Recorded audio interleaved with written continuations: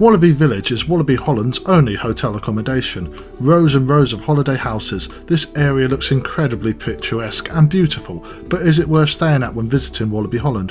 This review will help you find out. Walibi Village's pedestrian entrance is located just to the right of the main theme park entrance. We had to state that this is a pedestrian entrance because although the bridge does look like you can drive over it, there are barriers preventing you from doing so, and we did see many cars mistakenly try and cross it and end up having to do a 20-point turn in order to rectify the situation, so we're trying to make sure you do not make the same mistake. If you are driving there, then the entrance is further down the road, just past the bus entrance to the park. Once you get to the reception, you realise that it is the same festival theme as the rest of the park is, which is a nice touch. It is also very well hidden behind Speed of Sound, which towers over it, but due to its angle, none of the riders can see this hotel reception. Walking past the flowers and decorations into the reception, you see it's like a small village shop with plenty of supplies. There's a large reception desk in here with a very helpful person behind it to help you check in and sort out any issues you have. Once you have your room key, it's time to head over to your lodge. If you've driven here, then this is an easy thing to do. There are also plenty of bikes outside that you can hire and ride around the hotel site, but if you have neither car nor bike, prepare for a long walk to your lodge, especially if you are unlucky and have one further afield. After that long walk, you finally approach your lodge. You notice a little doorbell, and if you ring it, it will hopefully have no effect because there shouldn't be anyone already in your room. Avoiding to look through the large open window, you scan your key card and enter the building to see what's inside. Once you enter, it's very spacious. It looks very unfurbished. It reminds me of when you're playing Call of Duty or any other war game. You enter a house and it has the most basic props and furniture. On the left you have a tiny television, sofa, chairs and a table, with none of them really near any charging sockets on the walls. And to the right you have another table with a longer red sofa thing. This table does have charging sockets right next to it. That is very handy. Over here is a radiator and a large clock. Behind them there's a kitchen area which is well stocked. It has a microwave, 2 stoves, a washing machine, bins, huge fridge, sink, loads of cutlery with plates and cooking utensils. Everything to cook and eat with is here for you. You just need to bring your own food. Finally, in this room is a cupboard that just has a hoover in it. At the back left of this kitchen living room area is the main bedroom. This is incredibly sparse. It has 2 single beds pushed together to make a double. A little drawer on either side of the bed are these small plastic squares which are used as bedside desks in this room, despite them being plastic and having a hole in them. What is the actual purpose of these outside of this room? This room has a nice window though. That's all I can really say about this room. The bed was comfortable enough to sleep in for the night, which is a blessing, but this is a very soulless room. It feels like you have been detained entering the country. Maybe that is the feeling Walibi Holland wanted to provide when you spend a night, but I very much doubt it. The other room downstairs is the bathroom. This is actually an alright size for a bathroom with a lot of space between the toilet, the sink and the shower. However, what is very noticeable in this room is that they do not have any soap. There's no soap by the sink and no shower gel in the shower. You're expected to bring those yourself, along with towels, which you can hire for €7 if you forgot or simply thought that a hotel would provide such basic amenities. I will sidetrack here a bit and say that when I was returning from this trip, my flight at Schiphol was cancelled and I was put up in a temporary cheap hotel for the night as my rearranged flight was the next day. The cheap last minute hotel had soap and shower gel and towels in abundance. I can understand a little bit about the towels not being provided but instead rented, as it makes it easier for Walibi Holland to clean this incredibly large hotel accommodation site, but the lack of cleaning products for the guests is just pure crass really. It looks like there used to be a soap dish and maybe soap in the shower, as there are drilled in nails near the shower head, but nowadays there's nothing and that is just bizarrely annoying to be honest with you. Thankfully they provide toilet roll, otherwise there'll be real issues. You wash your hands and there's no cleaning product to clean them with, and then there's nowhere to dry them as there's no towels. It's just grim really. Finally, the room has this very steep staircase, and this staircase is really steep, so keep the people you hate up there. At the top you enter a very hot attic bedroom.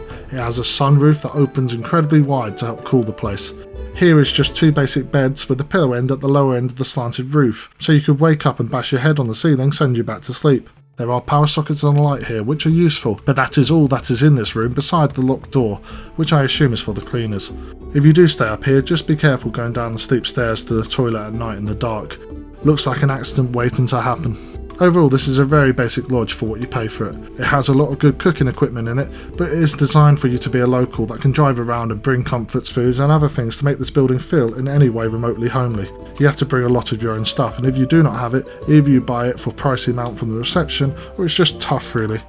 We do not think this is a good place to stay for a foreign traveller who has just come to visit Walibi Holland. As we've just mentioned, this hotel is designed for you to bring your own comforts and food with you. There is no restaurant on site, but there is a bar behind the reception that sells peanuts and other small bar snacks. The reception also acts as a camp shop, enabling you to buy food and drinks to cook in your kitchen in your hotel lodge. This shop also provides various bits and bobs that you might need whilst staying in the camping village. Everything appeared very pricey, which felt incredibly unfair as there is no real other place to get food once the park is shut and the shuttle stops running to nearby towns.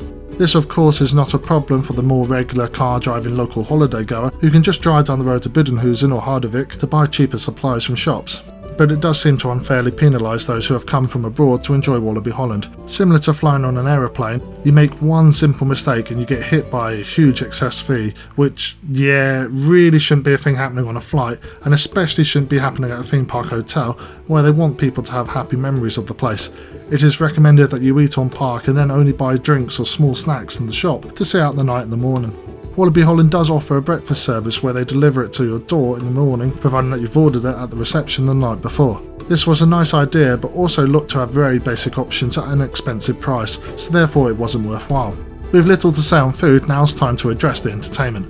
Walibi Village has a swimming pool located near the back of the site. The swimming pool had no lifeguards and you entered at your own risk, which is interesting. It does have separate changing rooms, and it wasn't clear how long the pool remained open, so it could be open all day, which is good, enabling you to enjoy yourself and find some peace of mind at any point in your stay. The park map provided to you shows off a piece of play equipment and a football field, and they are being very honest here, as it is literally just those two things located on the hotel grounds.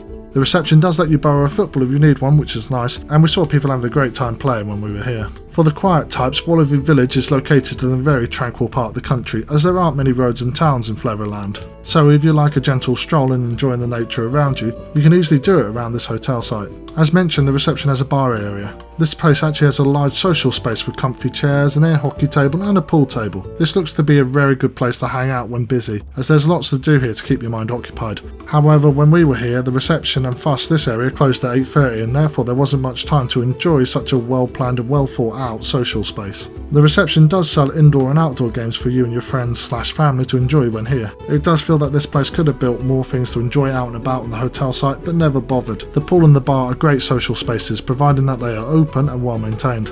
To conclude, Walibi Village is a place designed for the average Dutch camping family rather than the average theme park goer from abroad. Despite being in a very nice spacious area, the hotel room is literally a shell with little to nothing inside it, meaning you are either required to bring most things with you in order to enjoy this place, or you are heavily punished financially if you have forgotten anything or didn't know. For a Dutch or Belgian family that has brought all their entertainment, food and comforts in their car, this is actually a very nice place to stay with plenty of seating areas, a fully kitted out kitchen, and a location in an incredibly rural, quiet part of the country. This place would improve dramatically if it had on offer to foreigners kitted out rooms, which did provide amenities such as soap that you should surely expect in a hotel room, but these ones lack. Bring your fun friends and family and you'll probably have a good night of it, but if you don't, you can find yourself very bored when the park closes. Please leave a comment below if you have any questions or things you'd like to say about Walibi Village, and leave a like if you found the video useful, as it makes it easier for others to find our review too. We have a fair few theme park hotel reviews on our channel. If you are looking at more on-site park places to stay, subscribe for more and we'll be publishing more of them along with theme park reviews and other theme park related videos. We have also extensively covered another Dutch theme park's hotel accommodations, that being de Efteling. If you're interested in visiting and staying there, then please check out those videos too. Thank you for watching.